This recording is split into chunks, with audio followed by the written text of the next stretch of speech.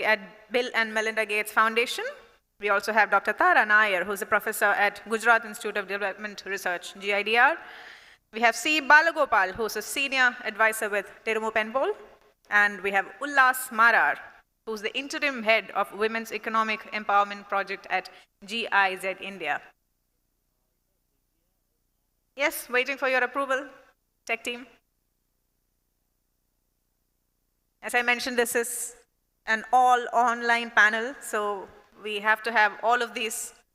We do have all of them here. It's just that we are getting tested with their sound and network there, I think. Yeah, almost there, yes. We'll be speaking about innovative financial solutions for sustainable entrepreneurship in this session. Like I mentioned earlier, modes for unfettered money sources. Okay, I think we are good to go, and may I request the chair of the session, Mr. Subroto Bagchi, to take over. Good afternoon. Mr. Bagchi, we don't have your video yet on our LED screens here. I'll just give you a sound of approval as soon as we have that, and then you can get started.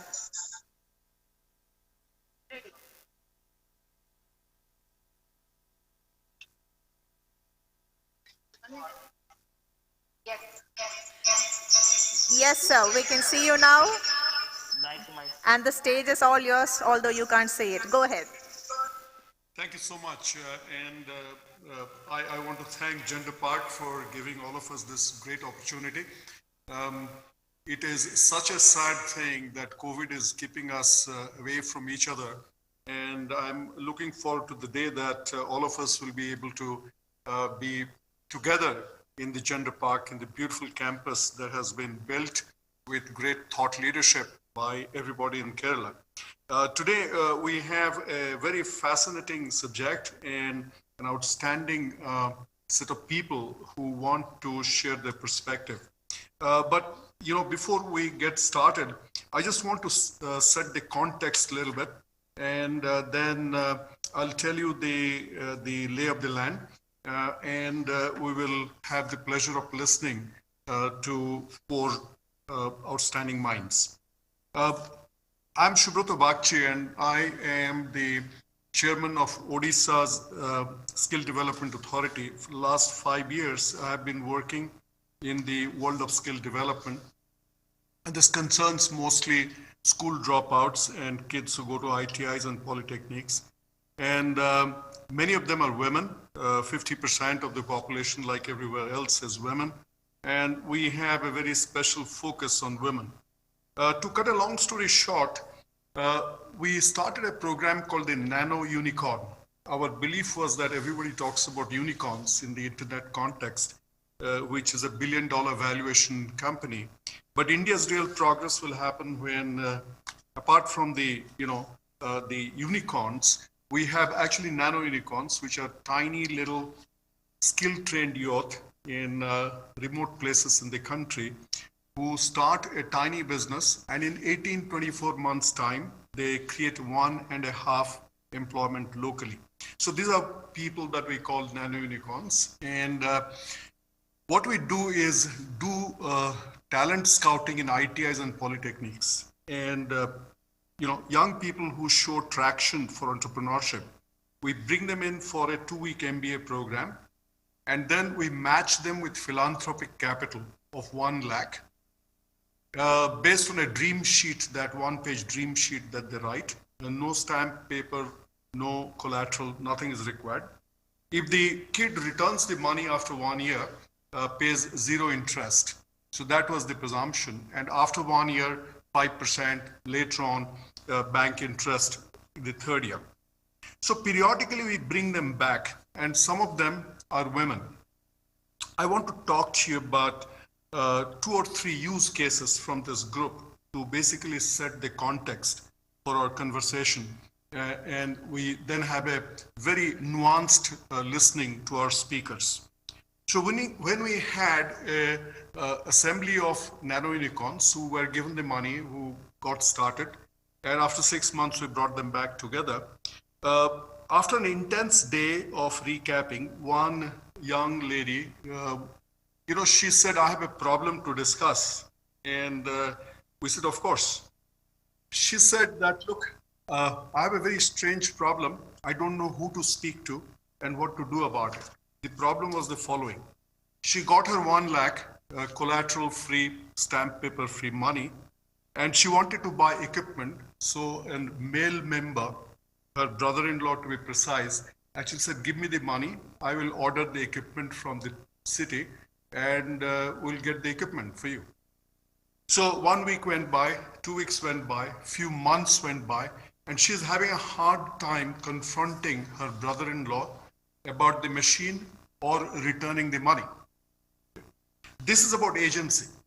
This is about, what does it mean to be a woman entrepreneur? It is more than just funds availability. First of all, fund availability is such a difficult thing. So this is one use case, and I'm going to pause here. Last week, I was in a very, back of the beyond kind of place in Odisha in a tribal district. And the district administration took me around to see, very proudly, to see the work of self-help groups, women's self-help group lead. Odisha has 6 lakh women self-help groups, and they are really the backbone of the state. They're the reason that the Honorable CM has been able to come back 5th time in a row as Chief Minister. So they're really powerful, and they're, they have empowerment, they're a success story. They have crossed the threshold where it is no longer about money being money being borrowed and lent, but actually productive self-help groups. So in one village where they were very proud, they're showing me around the process of dal making and packing. And in that process, what's happening is there were few women, before the dal goes into the roaster, they're thrashing the dal. And immediately I realized how malnourished these women are. And then I had to come to terms with the fact that entrepreneurship for a woman in a village in India does not mean that she stops doing the household work. Does not mean that she is, it's not like being a man where if I go to work, then, I come back, I can nourish myself, I can rest, I can entertain, I can do anything. But if you are a tiny entrepreneur in a village and you happen to be a woman, then it does not absolve you from all your household chores and does not give you again the agency or entitlement to have proper nourishment. The third use case, I'm now going to move on, and one of our speakers is going to touch on COVID. I suspect everybody will touch on COVID. So a young lady who took this Nano Unicorn loan just before COVID happened to set up a beauty clinic. She's a trained beautician. She's gone through the government skill training. And she rented a place on the outskirts of Bhubaneswar, started this beauty clinic, and COVID happened. So she's got the equipment. She's got perishable material. I didn't realize that beauty material is highly perishable, actually. So she's got all that, but the government has locked down and shut down, and nobody now comes to her clinic. But her landlord is not sympathetic about it. Her landlord wants her to pay the money that she has not earned or is capable of giving the rent, and wants her to vacate. The fifth aspect is, so where is Indian population in terms of gender? So all of us know that 50% of India, maybe a little more than 50% depending on how good you are at counting, is women. So 50% of India is women. And the workforce participation is 20%, down from 30% earlier. Now, there's a correlation between workforce participation and entrepreneurship, because entrepreneurs are part of the workforce. Some of the people in the workforce, they graduate and they say, okay, let me start something on my own. So 50% of population women, 20%, a meager 20% in the workforce, and that kind of stops the funnel into how many of these could be women. Now, I had a suspicion that the reason that the workforce decline is taking place for women, one of the many reasons is safety, women's safety. If I were to be a woman entrepreneur, how safe would I be in a city? How safe would I be returning home? How safe would be me and my cash, all that kind of stuff. So I want to now take a pause here to only highlight the fact that this is a complex problem. If entrepreneurship is complex, funding is complex, you multiply entrepreneurship funding with women and gender issues, and then it can paralyze you actually. So with that background, let me welcome 4 outstanding individuals here today. Before you think that I'm going to do all the talking, which is not the case, and after this I will actually control myself. So first and foremost, let me welcome Subhalakshmi Nandi, outstanding woman leader, Bill and Melinda Foundation's Senior Program Officer, 17 years in gender issues, and what makes it particularly special is that Subhalakshmi has not only worked on gender issues, but the spectrum is very wide. So she has worked on the informal economy, she has worked on gender violence, she has worked on unpaid work, and she has worked on issues related to women farmers.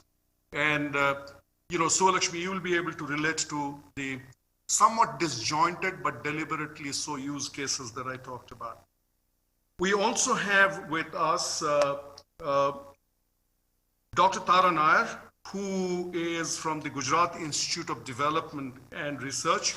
But prior to that, she has worked in outstanding academic institutions, particularly the EDI, which is about entrepreneurship development. And EDI is probably the oldest entrepreneurship development institution in the country set up by the government. Prior to which she was in Mudra Institute of Communication, and she also happened to have spent time at IRMA. What is interesting is her deep work in microfinance. And we today think about innovative financial solutions, and immediately people think about microfinance. But microfinance has very inspiring aspects, and it's also got dark aspects. And Dr. Tara Nair has spent time looking at the microfinance world in a 360-degree way. We also have with us a very respected ex-bureaucrat, Shri C. Balagopal, a very close friend, who quit the IAS. Not too many people quit the IAS. People quit the IAS to stand in elections sometimes, but very few people I know in the country who quit the IAS and become entrepreneurs.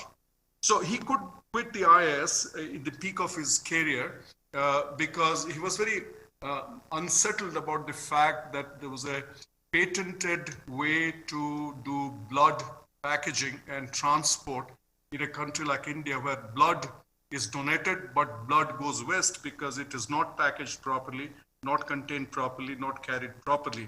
And he was so upset that he said the only way to be the change is to be change yourself. He came back to Kerala, set up Terumo Penpal, a company that he eventually sold to a Japanese blood bag manufacturing company.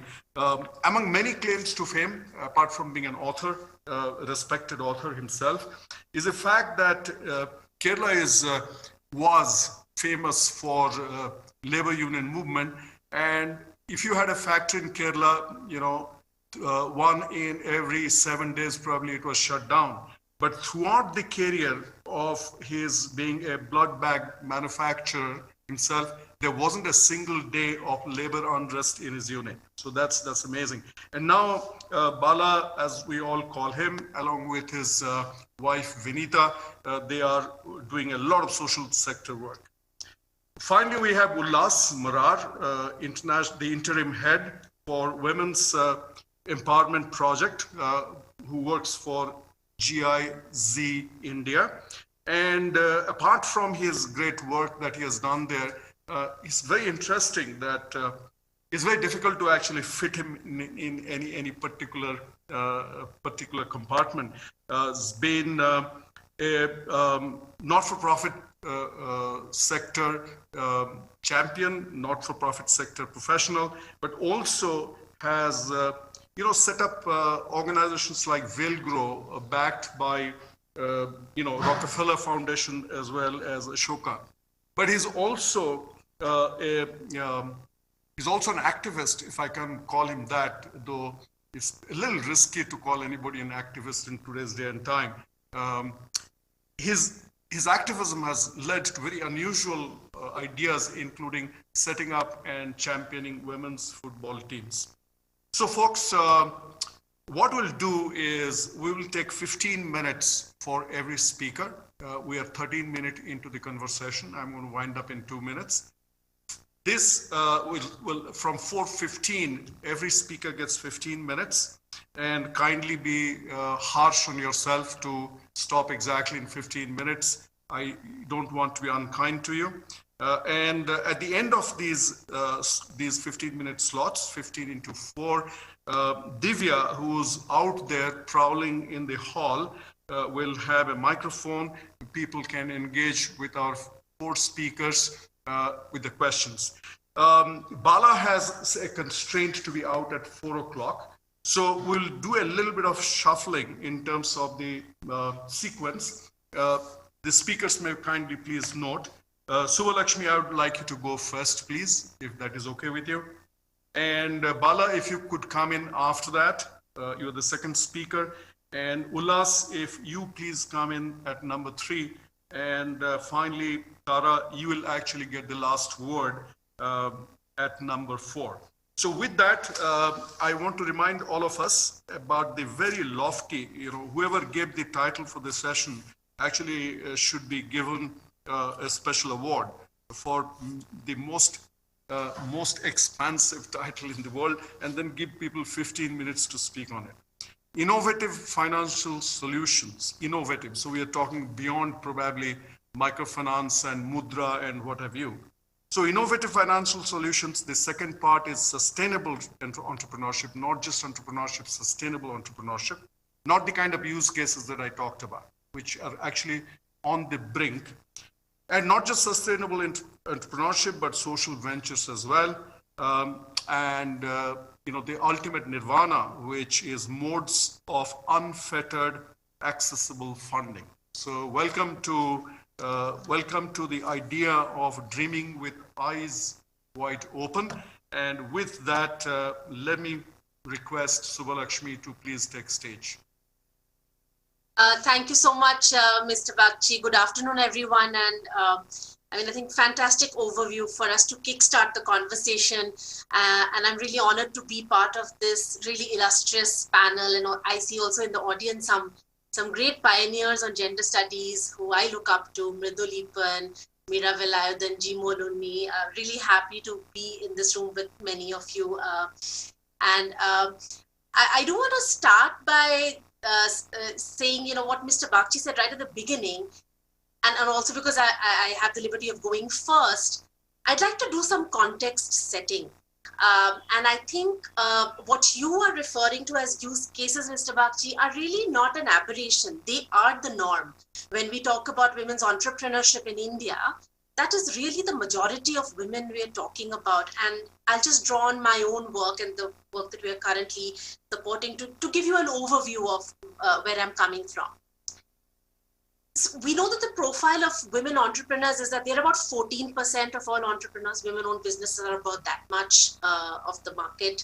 We also know that 65% of them are actually rural, and about 92% are unregistered enterprises. Now, that's something really important to keep in mind because they function as informal entities, and therefore that has a great deal of implications on the resources and finances they can access, right? So that's something to keep in mind. The other thing we know is that more than 90% of these enterprises make less than 25,000 a month, right?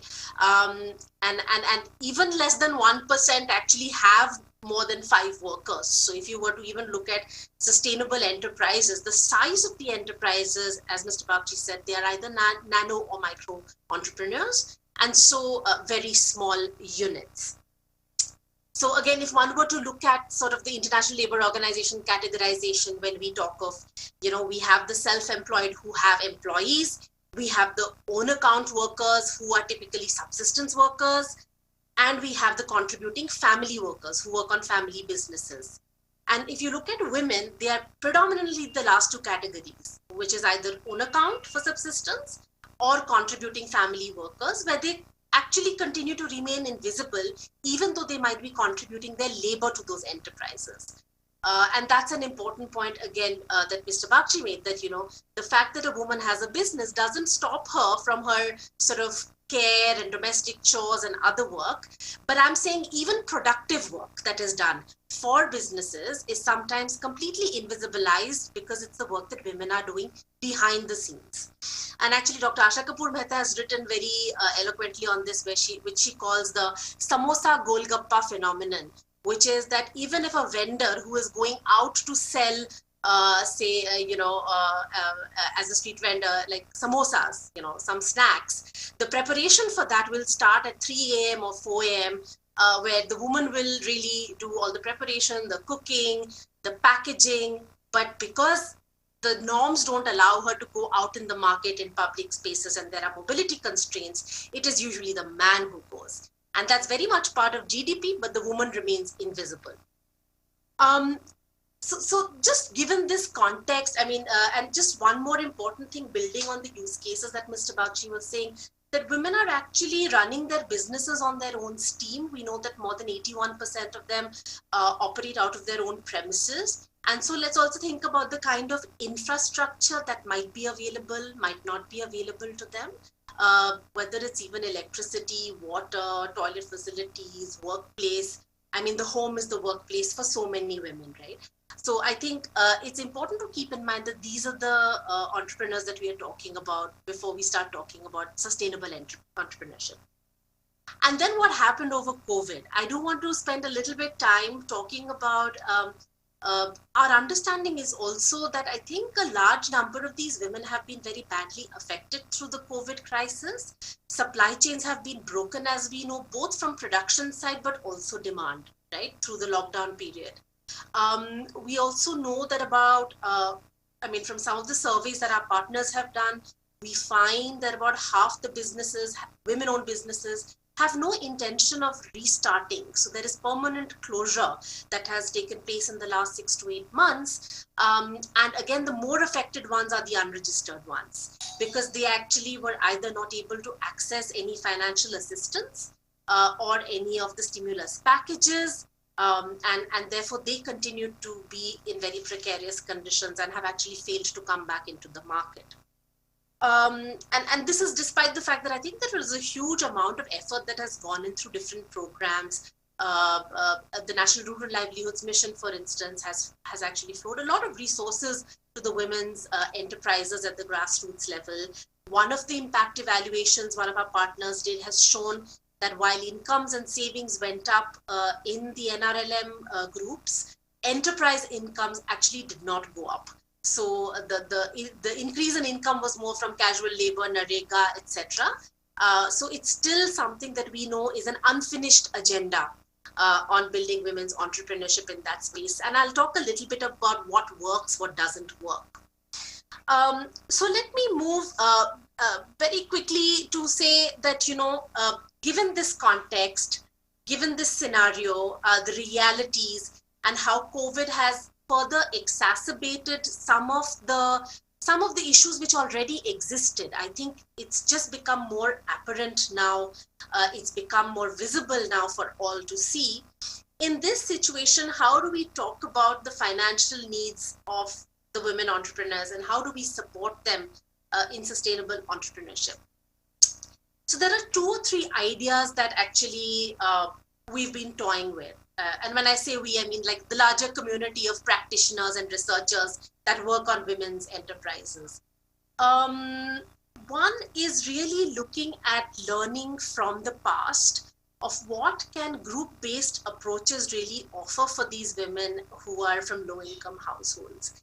And whether it's like the 40 years of work we've seen in SEVA, the Self-Employed Women's Association, it's the work that we've seen in Kudumbashree in Kerala, it's the work we've seen in many parts of the country. We find the group-based approaches operate on two principles which become very critical to address many of the challenges that we've spoken about. One is if poor women can pool resources, and number two, if poor women can share the risks equally, then their chances of succeeding in entrepreneurship get much higher. But does the financial sector respond to that reality? I think to some extent it does, but only in the SHG space. What beyond that? What about, for sustainable entrepreneurship, those small sums of money, which typically go in the early days for smoothening consumption, what does it mean in the long run? Is it creating assets for women? Is it helping in the capitalization of businesses and now post-COVID recapitalization? Is it helping to make market linkages? Not really, because it's only one part of the larger package of services that are required. So I think it's important to think about what has worked and not worked. And I feel I would like to offer that one of the things we should think about is how do we look at really flowing the resources a bit more to the collectives of women, which can absorb the money, which can use it and manage it better. And perhaps they can, like I said, as they are pooling their labor and their resources and sharing the risks, potentially, have a chance at succeeding in their enterprises. And like I said, we've seen it in many government and non-government programs in the past. So that's one really. And a large part of that really, again, the learning is so much investment has gone in all of these programs in organizing these women. It's not just a social mobilization effort. It's actually getting women to recognize that they are workers, that they are entrepreneurs and producers, that they are farmers.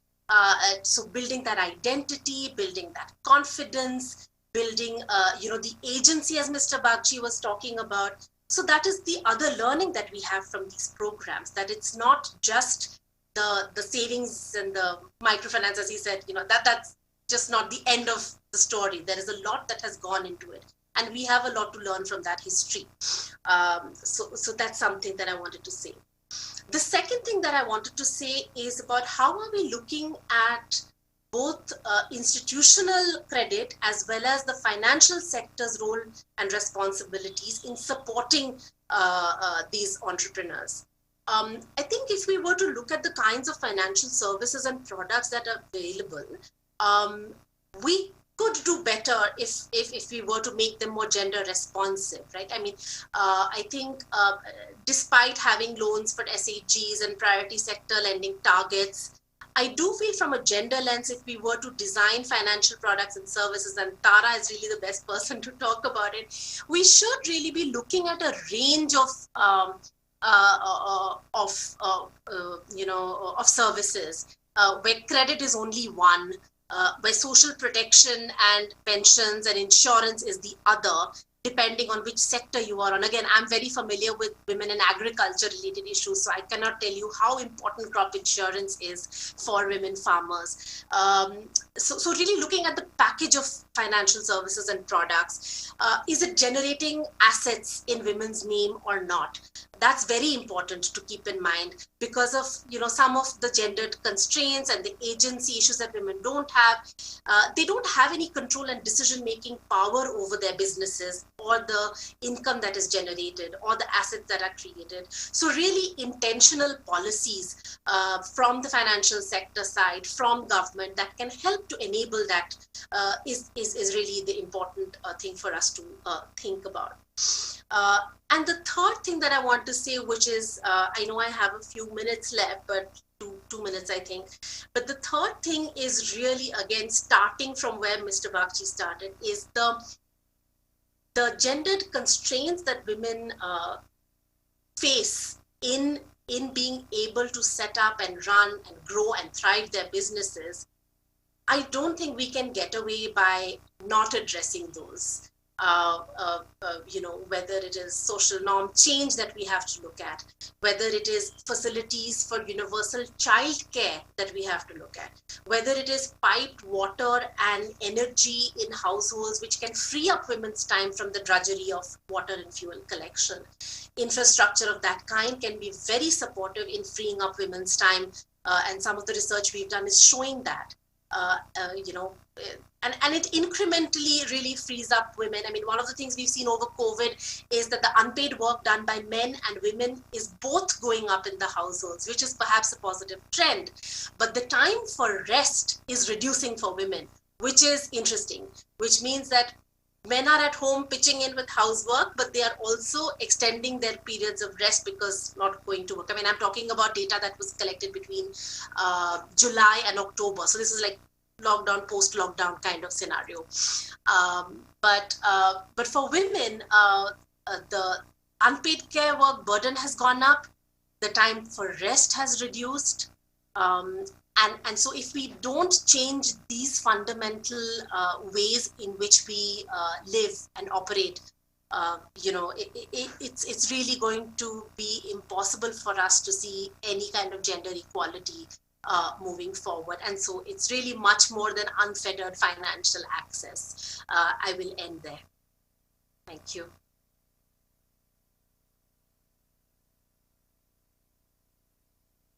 You have been absolutely brilliant, and I wish that we had a lot more time. You're so lucid and so coherent. I'm sure lots of questions will be thrown at you at the end. Let me now actually request Bala. Bala, please take the stage. Yeah, thank you, Subroto, and friends, fellow panelists, and all those who are attending this session. I too was intrigued and impressed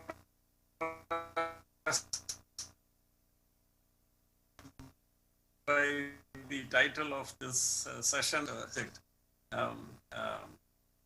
So what I will try to do is to dwell on some things in which I have some direct personal experience. I must confess right at the beginning, and especially when I listened to both Subroto's opening remarks and Shubhalakshmi's very magisterial, I would say, presentation of the main, setting out the context for this whole conversation about the issues of women entrepreneurship and the multifarious challenges they face, one of which alone is the financial sector challenges.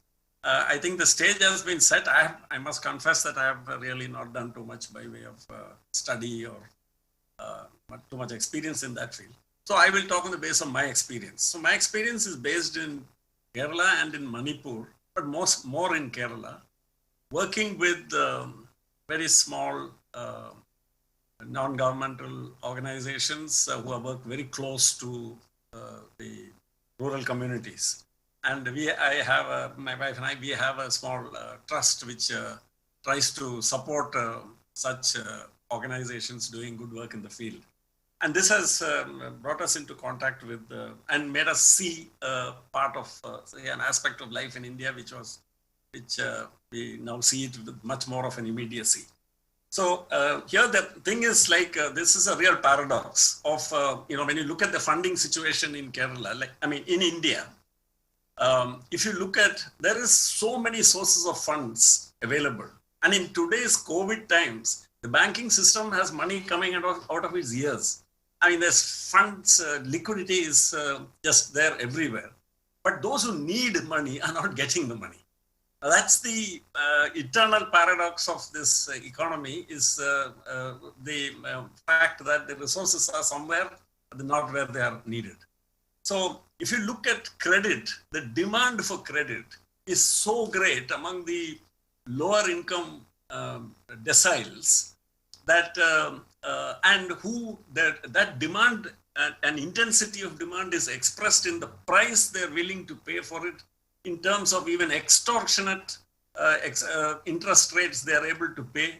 They pay because they have no other choice. Whereas on the other side is a banking system which is charging what by comparison is an extremely nominal interest rate, and you have the private corporate sectors yelling from the rooftops that they are uncompetitive because the cost of credit is too high there.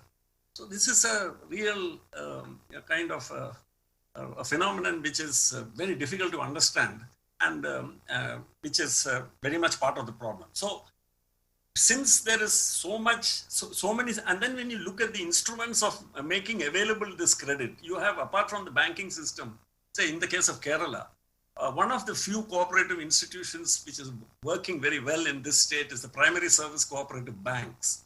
For reasons which I'm not able to entirely understand, they have been left free of political interference. Because of this anti-incumbency factor, you have the yo-yoing between the Left Democratic Front and the UDF, which keep changing from time to time. And what happens is all cooperative institutions get superseded by invoking draconian powers, etc. But the primary service cooperative banks have been left largely untouched. Now, the primary service, and Kerala has been in the financial services sector very innovative. For a very small state, which has got some sort of mercantile tradition, but no manufacturing tradition, there is a very large amount of there is a very large number of financial institutions and financially innovative institutions like chit funds and various forms of rural lending, which have sprung up in response to a demand. So the point why I mentioned all that is, we have on the supply side so many means of making available credit for those who need it at various prices and at various costs. The issue is access to that. And now when we come to women, there is Kerala, which is, most people get really tired of Kerala exceptionalism, where they say that because of the high HDI here and the very high literacy and everything, you find Keralites go and make themselves thoroughly unpleasant everywhere, bragging about all this. But the point is, with all this bragging, unfortunately, if you look at women's workforce participation rates, it's lower than the all India average. And I mean, that's something which is really incongruous and very difficult to stomach. Plus, in a society which has got such a syncretic culture, dating back more than 1,000 years, where the other religious minorities are of sufficiently large numbers, have their own concentrations, have their own economic areas of dominance, etc. So in other words, where there is a certain amount of autonomy and confidence which they have developed over the years.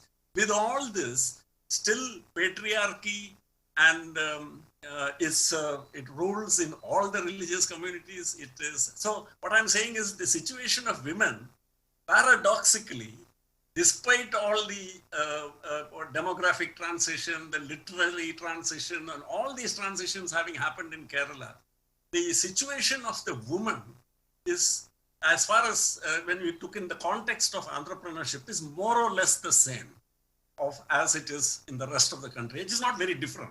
And that is a real paradox which requires, which I am unable to find a very ready explanation for. So very quickly when we look at women, so I'm not here talking about women entrepreneurship. I'm preferred as a general issue. I'm talking about small entrepreneurs, micro entrepreneurs, entrepreneurs in a rural context as framed by both Subrata and Shubhalakshmi.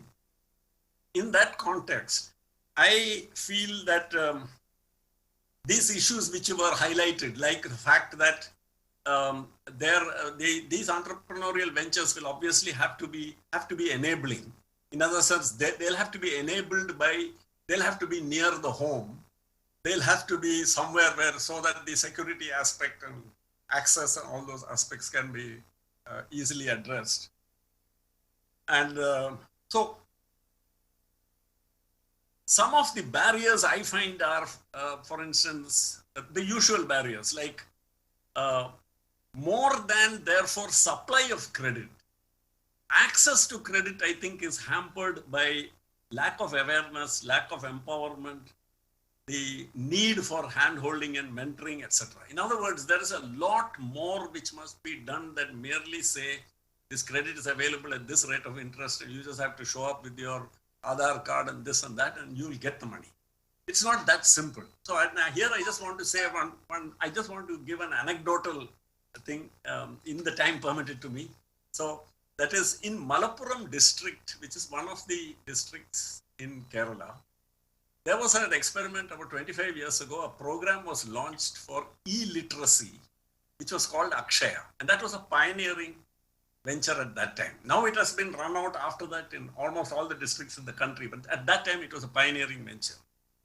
Now, what is very interesting was these Akshaya centers were supposed to be run by entrepreneurs. It was not governmental things. These were set up by entrepreneurs, and they were going to be paid on the basis of the number of people they trained in illiteracy. In other words, whom they made illiterate. Now, what happened was these entrepreneurs did a very interesting thing, and it was I think to promote their own business. What they found was nobody there, in the rural areas, very few people are coming forward. So what did they do? They created content in Malayalam, uploaded it on their computers. And this content was about all the services, like it was about jobs which were available. It was about government schemes which were available. It was about information regarding simple farming techniques and cattle rearing techniques, etc. But all that was now put in Malayalam and made available on this computer. Now to access and what was interesting was many women started coming forward when they started hearing from their friends that if you access this computer, you can get a lot of useful information on plants you can grow in your homestead, how to raise chicken, how to raise this, that. So they found something. So the thing was, it was not illiteracy for illiteracy's sake. It was illiteracy as a means to access something because of some imaginative local entrepreneurs who were running these Akshaya centers. As a result, quite unexpectedly, they found that the lion's share of most of the people who were coming forward and who became illiterate were the women of Malappuram. And what must be remembered is why that is astonishing for anybody who knows Malappuram is a Muslim majority district, one of the most conservative districts of Kerala, where the women almost will stay in their homes, and it was a very traditional place. Now, those women coming out, and that too even elderly women, not just the young school-going age women, elderly women some of whom were probably not even reading newspapers, they wanted to learn how to.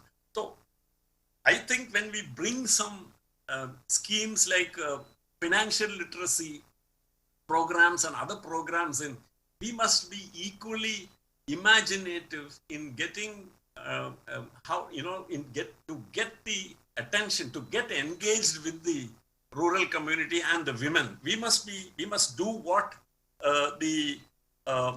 what these entrepreneurs who did for the Akshaya program and made it such a resounding success. And what is very interesting also is I don't think the Akshaya program has had this kind of success in any other district in the country.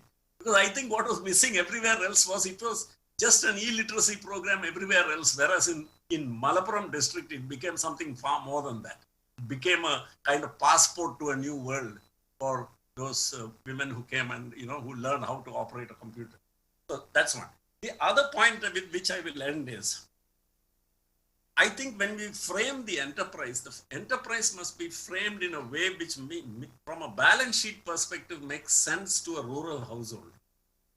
So, in the Kerala context, for instance, we must stop thinking, when we think of enterprise, we are thinking about something, we go out, we build a shed, we take an office, we buy something, etc.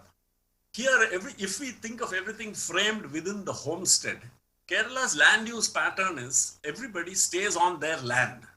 So you don't, the village is not it's not a organic entity in terms of a collection of houses and the farms are far away.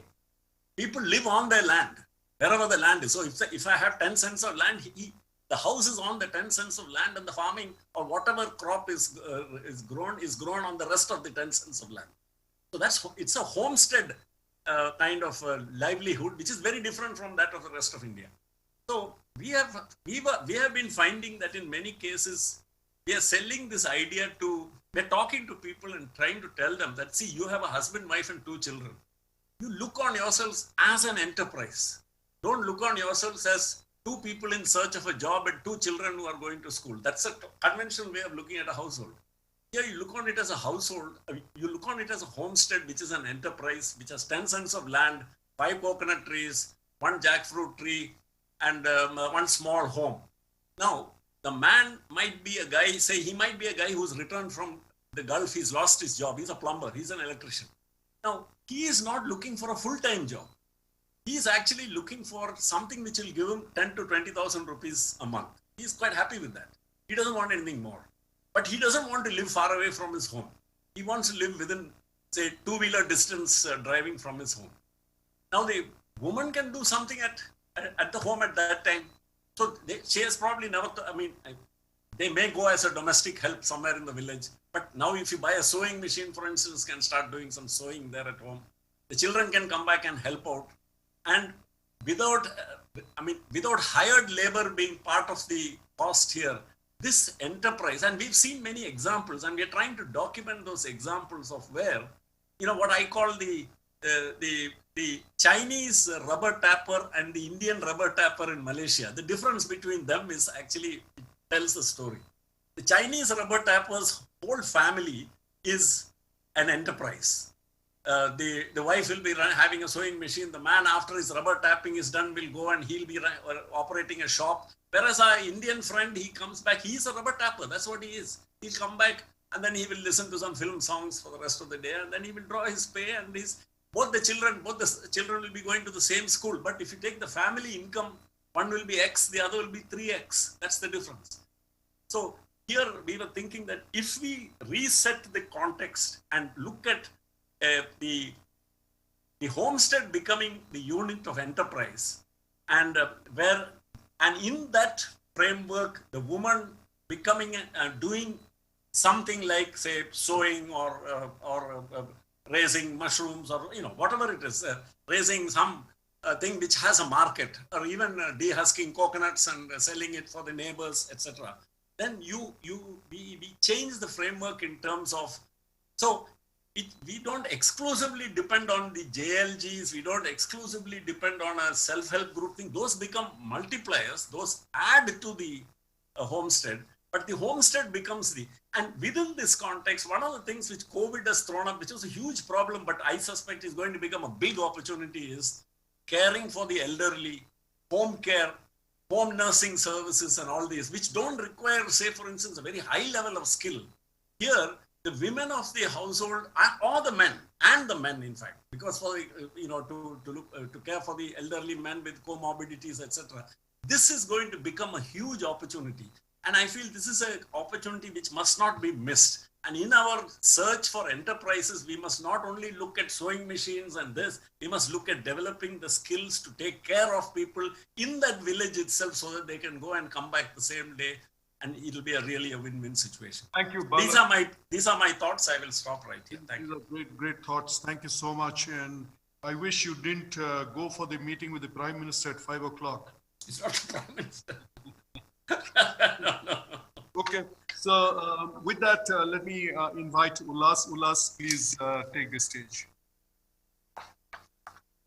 Thank you, Mr. Bakshi. I hope I'm audible to everyone. So thank you to the Gender Park for organizing this relevant conversation. I realize I'm on a panel where everyone else is much farther ahead on their journeys, and I'm actually humbled to be here among who I consider are the real experts on this panel. It's a pleasure, Ms. Nandi, Dr. Nair, Bala sir, always a pleasure. Keep looking forward to your LinkedIn updates, and Mr. Bakshi. I'll start my talk by introducing the work we do in Project Here and Now, and in the process also setting some simple boundaries for my comments, by which I mean I will talk about what we have done and what we are doing, right? We know that we know the context, some of the data around it and the issues. So I'll just focus on the work we are doing. As I talk about that, you will see that much of our work deals with access to finance. So my attempt is to share our learnings with the hope that as an ecosystem, we will share more, learn more, and be able to achieve more.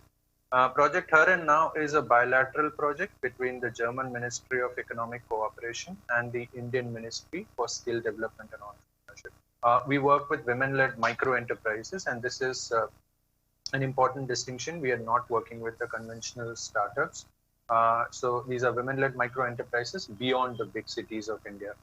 And much has already been spoken about the social norms that impede women entrepreneurship in our country and the mobility challenges that women face in smaller cities of India.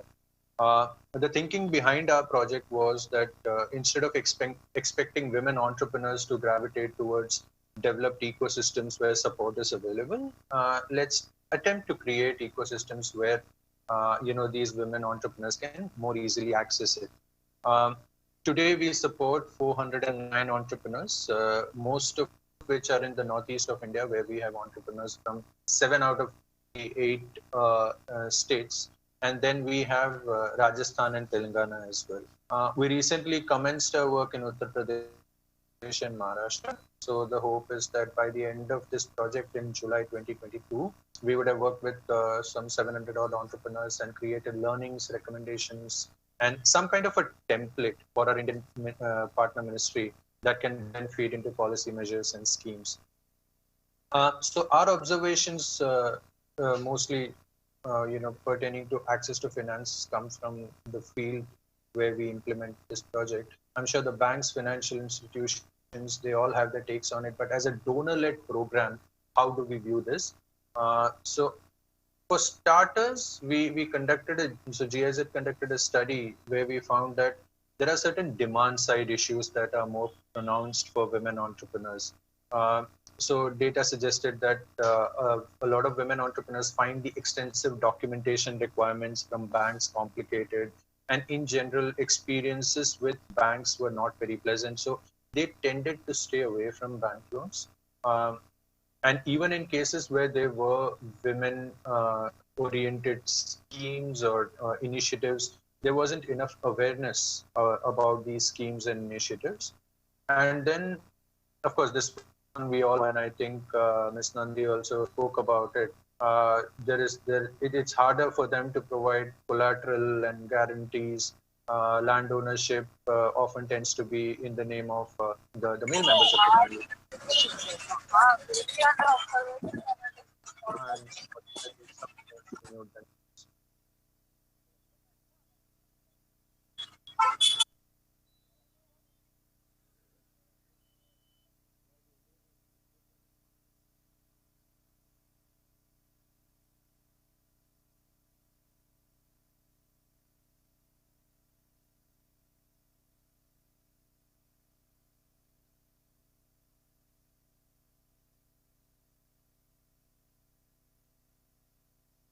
You seem to be muted, Ullas.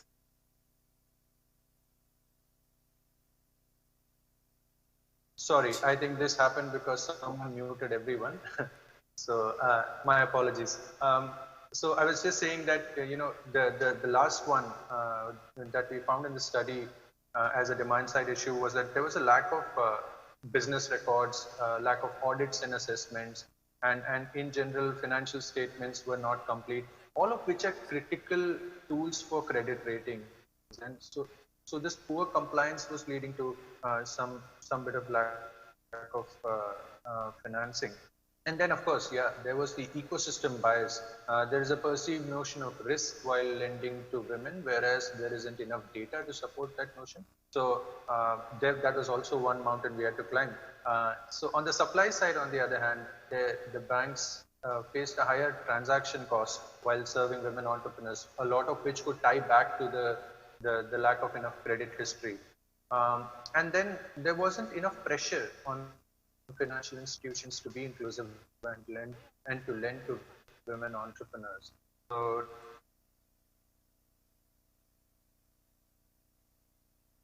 while there are targets in terms of business targets, but there wasn't enough pressure to make it more inclusive. And then there were government measures, but they didn't find enough traction with the banks. Sometimes the banks thought that the settlement periods were not consistent from the government's end. So there were many reasons due to which there wasn't enough traction. So as a program, we could not fix all of them, but some of them absolutely. So, and then that we let these learnings feed into the work that we do. One suggestion was to build confidence with the financial institutions, because the feedback we also got was a lot of women-led enterprises are women-led only on paper, right? So they are not actually, actually actively led by the or steered by the woman founder. So one of our conditions to bring a woman entrepreneur into our program was to obviously evaluate a majority stake if the enterprise was registered, but also while interviewing, we were very particular that we would only interview the woman founder, and we did that in an environment where the male founder was not present. This gave us a good measure of our involvement in the enterprise, because if the woman didn't have a seat at the table when it came to key business decisions, we where the male founder. If the woman didn't have, so that was in fact in some cases we had to politely ask the male member to leave the room, and in the COVID environment we had to ask them to booking over the woman founder. So that's one of the steps that we took initially in the program. But and the thing to note here is that I've not said anything yet about a program-wide partnership with a bank, because we haven't reached that far yet. Another measure we adopted was to get a woman entrepreneur ready to approach a bank. So doing this work as a project meant that we were indirectly reducing the transaction cost that I spoke about earlier. So in the process, we were making the bank a little more receptive to the idea of lending to our entrepreneurs. I mentioned earlier about the documentation and the financial statements and all of that. And in 2019, I was actually in Manipur and I met an entrepreneur there along with our implementation partner. So we asked the entrepreneur to show her the books of accounts, and it was a scene straight out of movies, because she brought in a dozen foolscap notebooks and slapped them onto the table, and then poof, there is a puff of dust, and that was the state of her accounts. And when we investigated, we saw more entrepreneurs like that. And when we investigated, we found out there is a reason. Because of the troubled history in the region, some of these entrepreneurs were more comfortable flying under the radar. They didn't want to attract attention.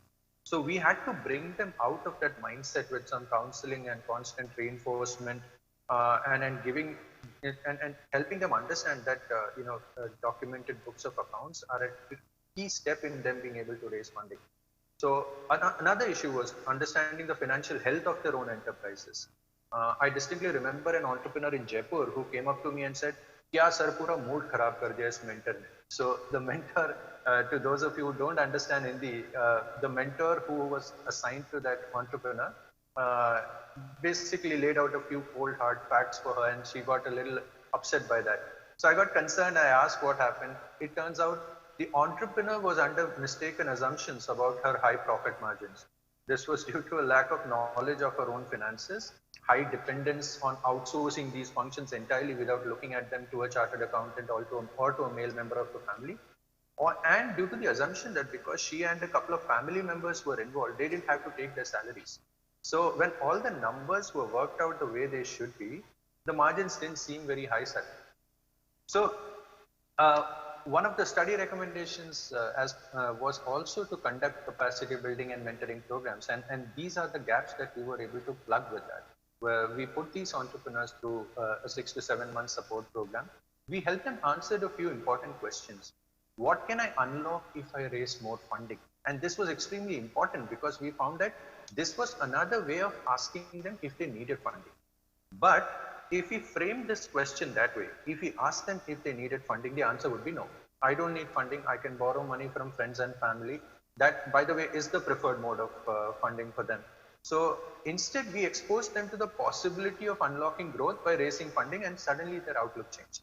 So what we learned is that this access to funding is an ecosystem issue. The second question was, what do I need to be ready to raise funding? How much do I need? With this, we created a simple quadrant of entrepreneurs based on two parameters. One is readiness, the other one is willingness. Readiness as in terms of documentation and compliances. Willingness in terms of them, coming to the realization that they can grow further as an enterprise. I don't quite, I think it was Ms. Nandi who mentioned, helping them understand that they are entrepreneurs. This was that step, and the ones who scored high on both these were the ones we took to the next step. And then we determined what kind of funding. So does everyone need the same kind of funding? So, and in the process, by the way, I forgot 2020 happened. So a lot of our work was almost undone because suddenly these micro enterprises with low working capital, couple of months of complete lockdown could deplete their cash reserves, artisans went back home, supply trucks were stuck somewhere. So all kinds of things happened together, and then the unpaid care burden issue came in, right? The women were suddenly home all day, but more importantly, so were the husbands, so were the kids, so were the in-laws. So, they had lesser time to focus on their enterprise. So we were really worried about the mortality of these enterprises. So we had to think quickly, adapt fast, and bring in some financial assistance component into it, which was not part of our program initially. Now, to keep them alive, we had to give them small value financial assistance. So when the markets reopened, we could pick up from where we left off. So we started with information sharing on various kinds of funding, bank, microfinance, government schemes, in some cases even bringing in VCs for the more ambitious entrepreneurs. And then we launched a peer-to-peer lending platform in the Northeast. And this came in much later. And the reason I say this is all this while we didn't have a program level funding partnership with a bank or any kind of institution, because if we had that, I'm not sure we would have been able to meet the requirements as effectively. All the foundational work that we did initially is what led us to this step. We are still in the early days of the P2P platform, but the first batch of entrepreneurs have already raised ticket sizes between 1 and 5 lakhs. Now we have also curated a list of 30 to 40 entrepreneurs who are ready for bank loans, and we strategically brought in a bank that had a high level of commitment to the region. So, there was a vision alignment between us and the bank, and we wanted to serve the Northeast, and they wanted to serve the Northeast, and they had a focus on women entrepreneurs. So it just made the process easier. In Telangana, our implementation partner set up a revolving fund. And the intent behind that is that the women who receive the loans, they are going to repay that loan, and then they are going to be on the jury in selecting the next set of entrepreneurs. So this is another measure that we were able to take.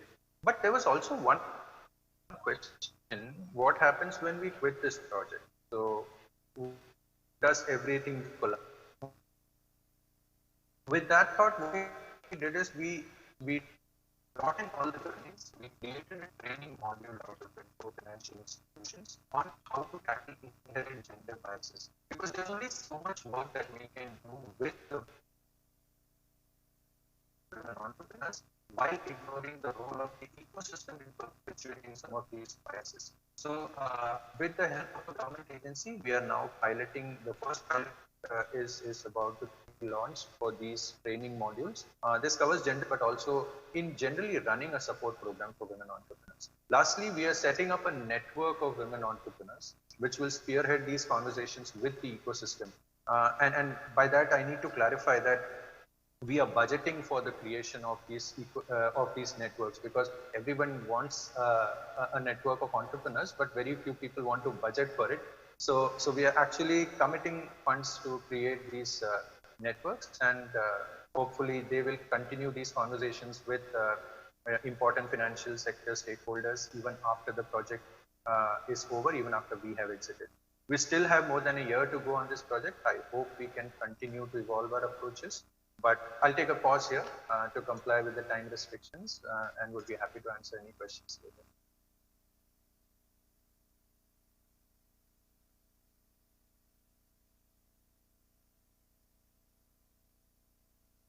Over to you, Mr. Bakshi.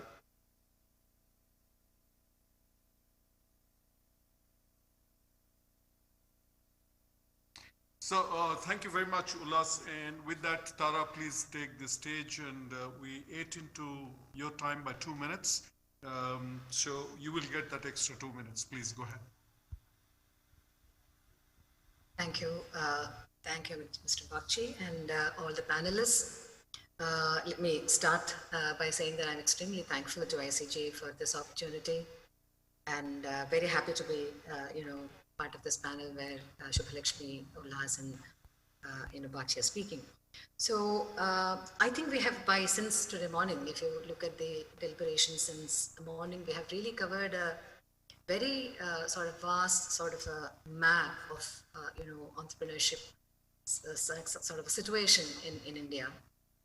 Which I would say that even if you do not say women entrepreneurs, that's actually the same for micro and small enterprises in India. These are very kind of small-sized, very often pre-enterprise nature, with low investments, low technology, much less internal capacities for accumulation and things like that. So the small and micro enterprise scenario in India, which actually forms about maybe 90% or 93% of the small enterprise sector in India shares the same characteristics. But at the same time, given the gendered sort of a status of women within this already sort of depressed segment of our economy, their kind of their worries are maybe manifold. So I don't think I really need to really explain or say anything more than what we collectively have sort of articulated since morning. I thought I would rather focus on the second part of that interesting and long title, where we talk about social businesses. And social businesses are, in some way can be seen as, ideas that or models that could somewhere address some of these vulnerabilities and, limitations and, the structural sort of, inequities or rigidities that you find in the system.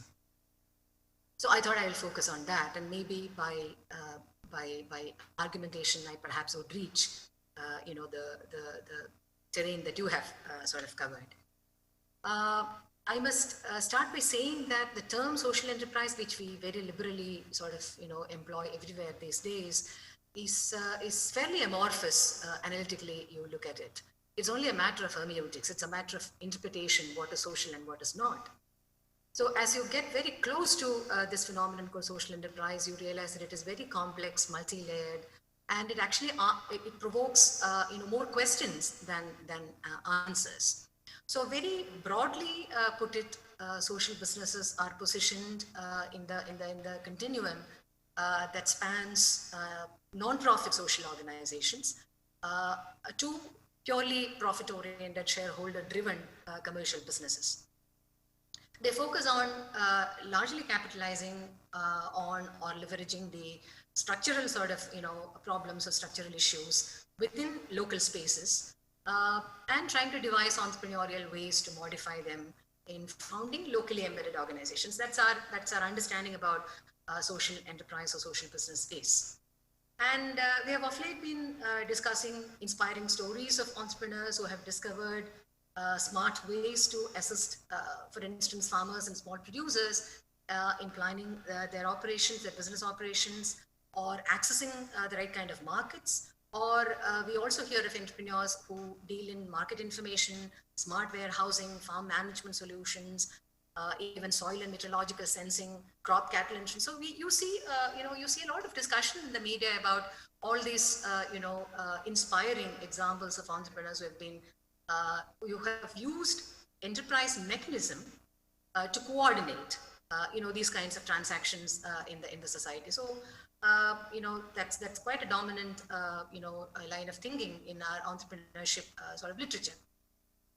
Or we hear of, entrepreneurs who mediate health and education services for the poor in certain localities and things like that. So, in short, social impact is considered to be at the center of the social enterprises or social businesses.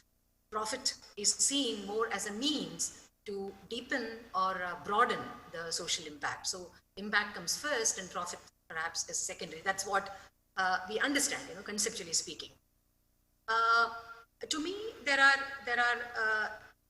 two important challenges to completely understanding social enterprise or social business. In the inaugural session, also we talked about like cooperatives. We talked about social businesses which can really deal with women collectives and things like that. So one of the problems I understand is with defining social in combination with enterprise. It's a very ajeeb sa combination. It's a very strange combination where you use social and enterprise together. So those who supply safe drinking water, in maybe in packed bottles at very low costs in the cities, may well imagine themselves to be solving a social problem, because they're actually resolving or they're addressing lack of access to potable drinking water for the poor. But the social cost of ruthless exploitation of groundwater may get overlooked. The connections between social values gained and social costs, it's very, very critical. Or you talked about tourism, and we were also talking about tourism in the morning. And ecotourism is a kind of a buzzword for local employment generation in many states now. The states that I come from, Gujarat, and I stay now. I live and work. A lot of discussion about ecotourism, exploiting the opportunities of ecotourism for local employment generation. But the imbalances created by ecotourism projects in the ecology and human relations, they're seldom addressed, they're seldom discussed. So what I mean to say is that the overall development context and discourse informs social enterprises practices very significantly, and that's very important for us to consider. Like the model of development that you follow, or the discourse of dominant discourse of development, is actually going to influence our idea of social enterprise practices, which I think needs to be seriously taken account of. As a result of that, I think the terms and concepts used in the current discourse on social entrepreneurship, we hear terms like conscious capitalism or responsible private enterprise. These are the kind of concepts which are largely sort of discussed in the literature. And also the logics employed in the practices of social enterprise. I think we need to very closely scrutinize them before we get in, to drafting any policy of social enterprise, which I think it's one of the purposes for which this kind of a consultation is organized, if I understand that correctly from Honorable Minister's speech in the morning. Otherwise, if you do not really consider this multiple meanings of, terms like social business, social enterprise, and social business practices, I think we may end up sacrificing the gains of very carefully designed public policy interventions, at least in the context of Kerala. So that's one of the cautions, one of the points that I would like to emphasize. The second point directly relates to discussions about financing options, banks, and where to access money from. Even I'm not really, though I have done a lot of work on microfinance, I'm trying to move away from microfinance because COVID has really taught me that microfinance can actually seriously falter. That's a different story altogether. So there is a great disconnect between the intention of, or there could be a great disconnect between the intention of furthering social good and the ways of working of the world of finance. As part of a research endeavor that I was, at a national level, where we compiled several cases of social enterprises across a spectrum of conceptual understanding. We came from multiple theoretical sort of positions, so we looked at multiple ways of doing social business. And what I have realized is that despite all the good words spoken about social businesses, as a class, social enterprises are constantly under financial duress, financial stress. In many cases, individual promoters have plowed back their personal financial resources to keep enterprises afloat because they did not have, and very often banks will not lend you money if you do not give personal guarantees, which is quite a weird enterprise financing mechanism that I think we in India have invented. Very few have been fortunate in attracting social equity investment. There are social equity investors in India. those who could have been able to grow, attract even commercial equity in later years, and sort of maybe exacerbate, their impact as they desired to produce. The problem is that there are not enough committed social impact investors in India who are willing to finance an enterprise that has very robust social goals but weak balance sheets. And in fact, it's a very interesting social business opportunity, I think. And I think we need more social venture funds, social investors who can have, who can perhaps leverage the digital technology and, newer ways of working and perhaps support, some of the smaller micro enterprises. There is also a larger angle to it. While social enterprises deliberately de-emphasize shareholder profit or wealth maximization, contemporary face of financialized capitalism emphasizes shareholder returns, which drives more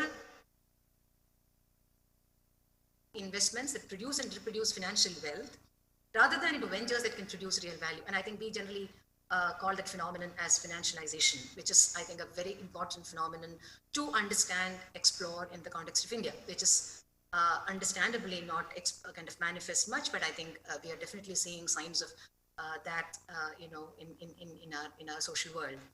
Banks are unwilling to lend to real production activities, most certainly to micro and women entrepreneurs, while they are keen to extend personal loans. The data for 2020, both CIBIL data and RBI data, shows that the share of women borrowers in India has increased over the past few years. Now, about 2/3, of borrowers in India are actually women. But does that really give us any kind of, relief?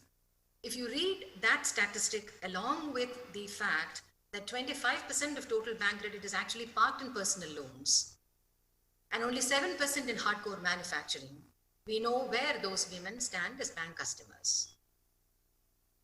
The other source of finance for social enterprises has been grants and donations. So I think we talk about microfinance as a major source for a finance of micro enterprises, especially group-based enterprises and all that. But I don't, I have had the opportunity to travel wide in this in this country across geographies. I am yet to see the enterprise impact of microfinance anywhere in this country. So we have overburdened financial household portfolios. I think what Ullas has explained is a very finely crafted, incubated kind of a model of financing.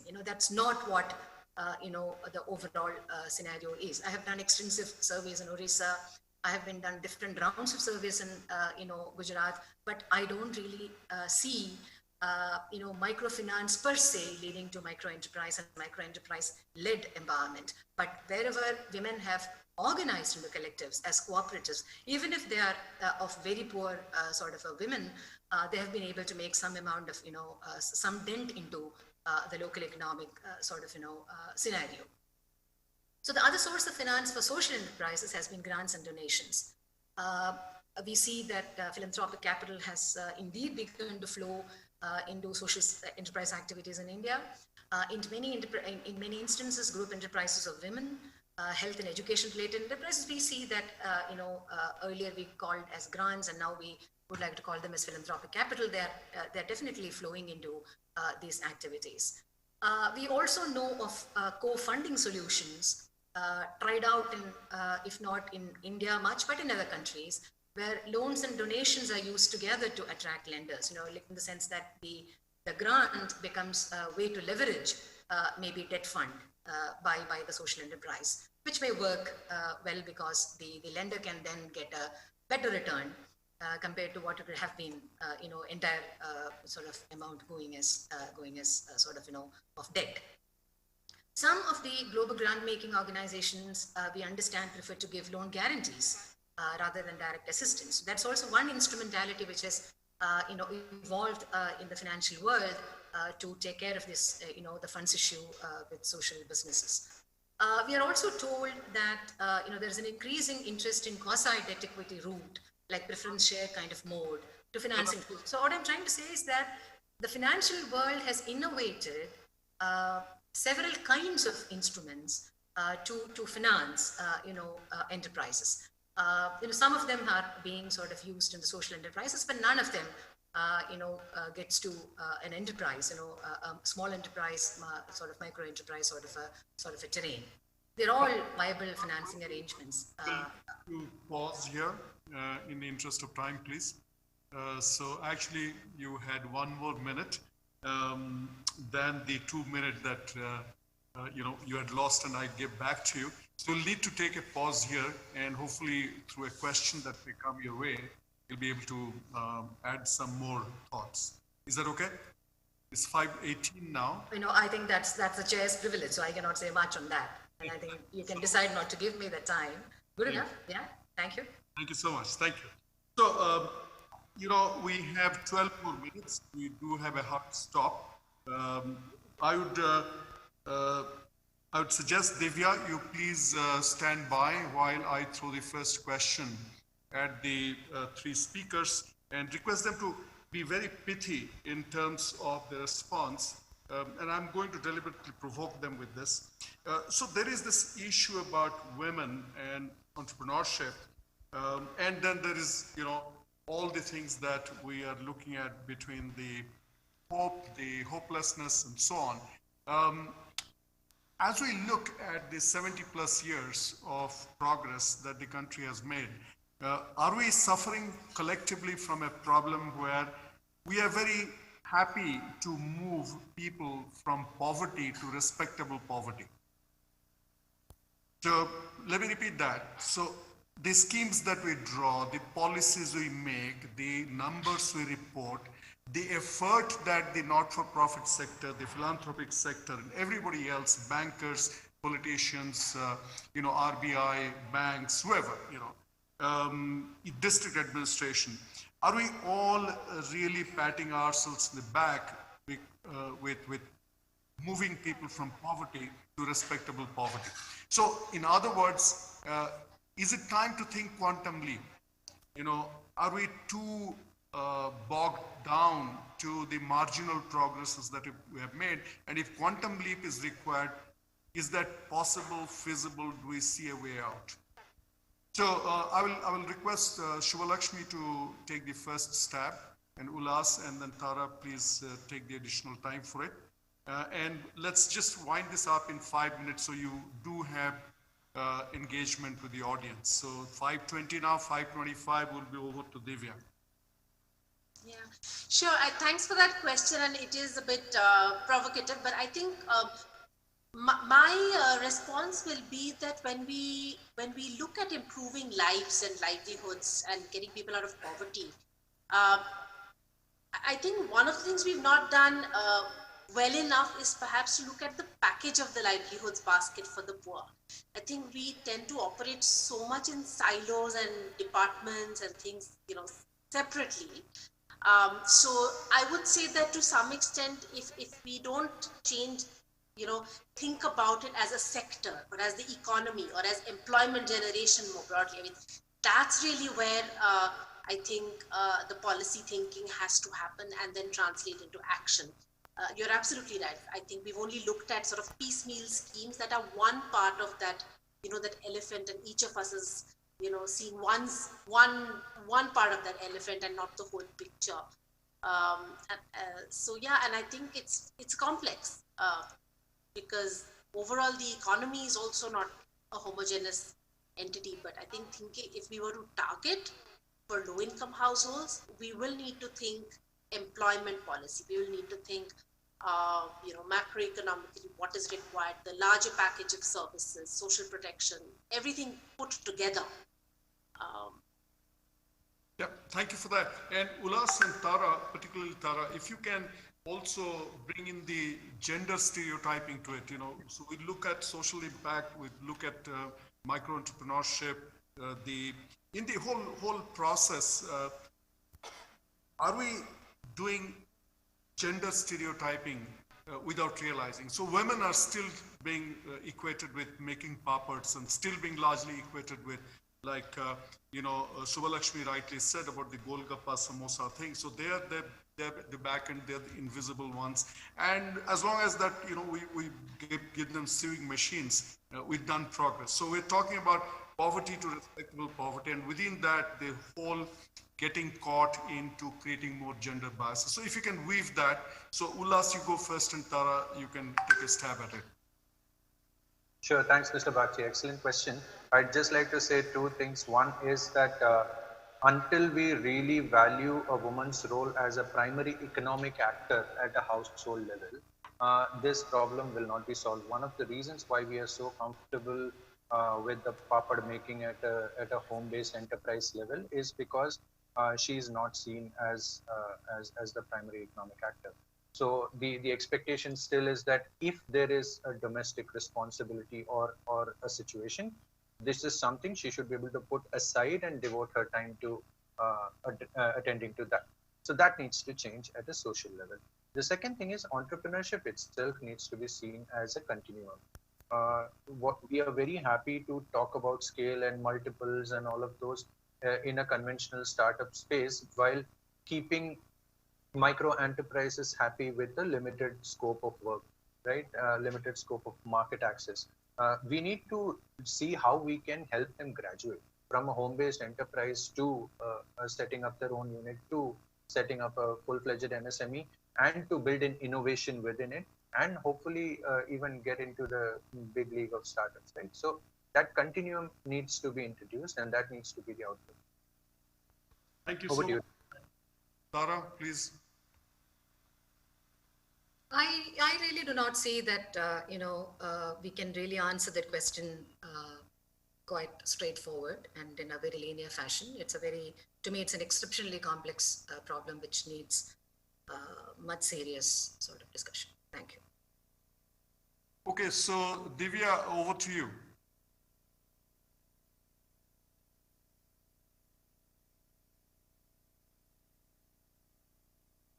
Divya? Check. So we have one question coming from the audience. Can we quickly take that one too? Mr. Bagchi? Yes, please. And then the three panelists can go in the sequence. Tara first, Ullas, and then Subhalakshmi. And I think with that, we'll have to really wind down. It could also be very well addressed to one person. I'm not sure yet. Can we have a microphone pass to that lady there? She raised her hand first. Can we just have her question first and then come to you, ma'am?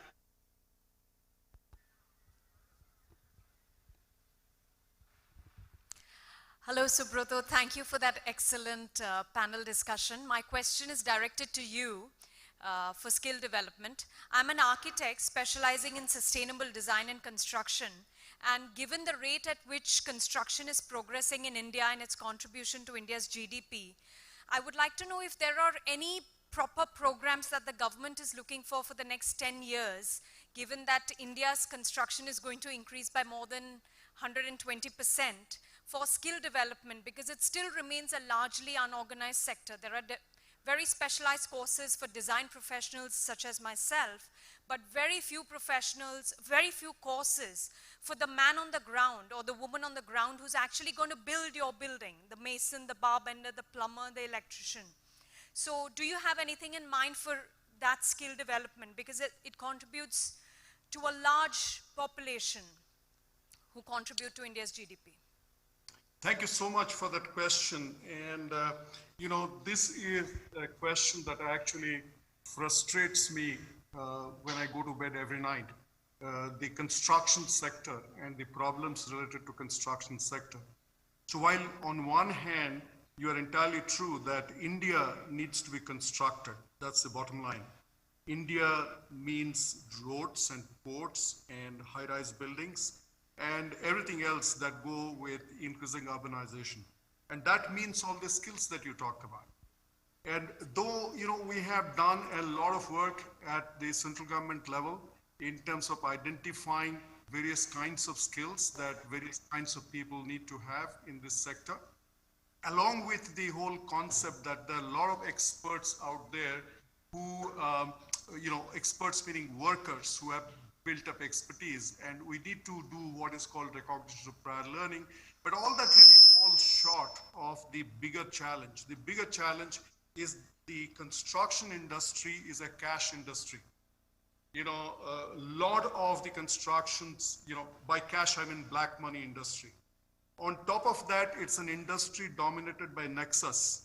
So you have the nexus between the local politician, the other holders of black money, and the builder. And between these three people are really not invested in human resource development of the construction worker, who is not on anybody's payroll. So the barbender you talked about, I've talked to major construction companies. This man, not woman, this man is employed by the subcontractor. That hardly lends itself to serious talent development. If you look at skill, we cannot trivialize it. If you look at skill development, before we do anybody's skill development, we need to be invested in that individual in a long-term manner.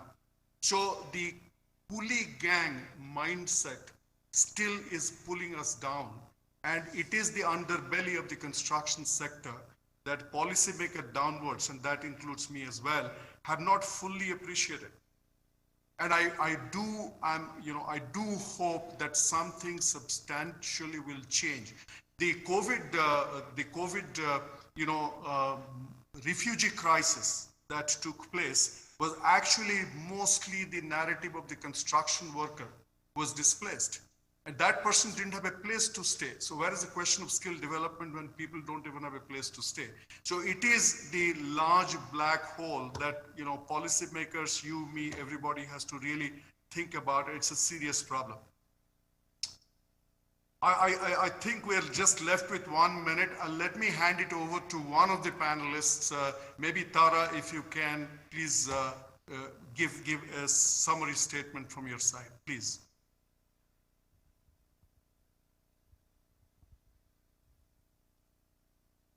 Yeah, I think, I would just say that, you must think about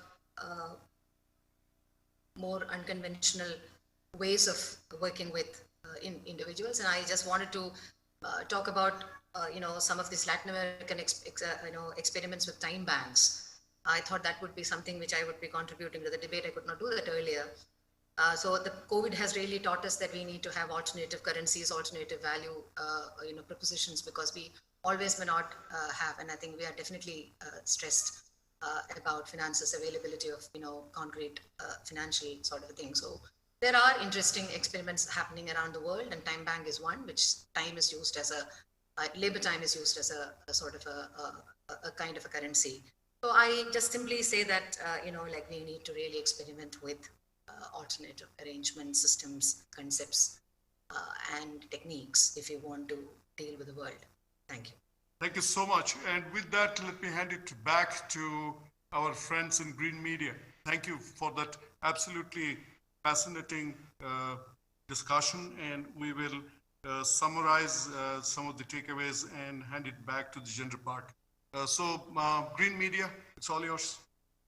Thank you, Mr. Bagchi, and thank you all our respected panelists for joining us and for that extremely interactive discussion. We are sorry that we couldn't take any more questions because we really want to give you a tea break right now. We're going for a tea break. We just have 15 minutes before we come back. So if we take those questions, we really will have to eat into that. We're really sorry about that. But then we can take those questions later. We'll have more platforms open for you to ask questions and get them addressed. So yes, quick tea break. Please assemble back here at...